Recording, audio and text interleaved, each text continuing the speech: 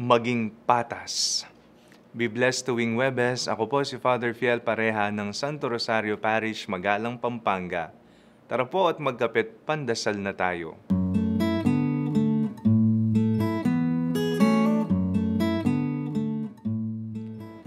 Patas ba ang buhay? Minsan napapatanong na lamang tayo at nagtataka, bakit hindi tayo makaahon-ahon sa kahirapan at sa ating mga pinagdaraanan, sa personal man yan na buhay o maging bilang isang bansa. Lumalaban ka ng tama, mayroon namang nanlalamang.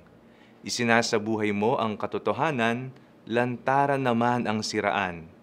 Ginagawa mong konkreto sa buhay ang mga polisiya at batas, may patagong lumalabag naman.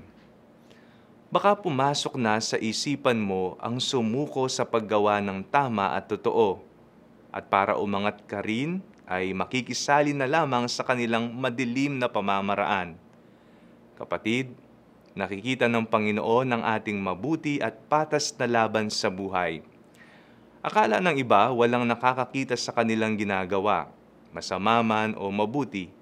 Ngunit ang katotohanan ay may nakakaalam ng lahat ng bagay na nangyayari sa mundo. Lumaban ng patas, ikaw ay itataas ng isang Diyos na nanliligtas. Isa na marahil sa maaari nating gawin sa mga panahon na tayo ay nasusubok sa ating laban sa buhay ay ang magtiwala at isuko ang ating mga gawain sa Kanya. Surrender everything to God who sees your fight in life. Ikaw man ay pagdiskitahan, siraan at pagmalupitan dahil sa paggawa mo ng tama, ikaw ang tunay na panalo sa bandang huli. Manalangin tayo.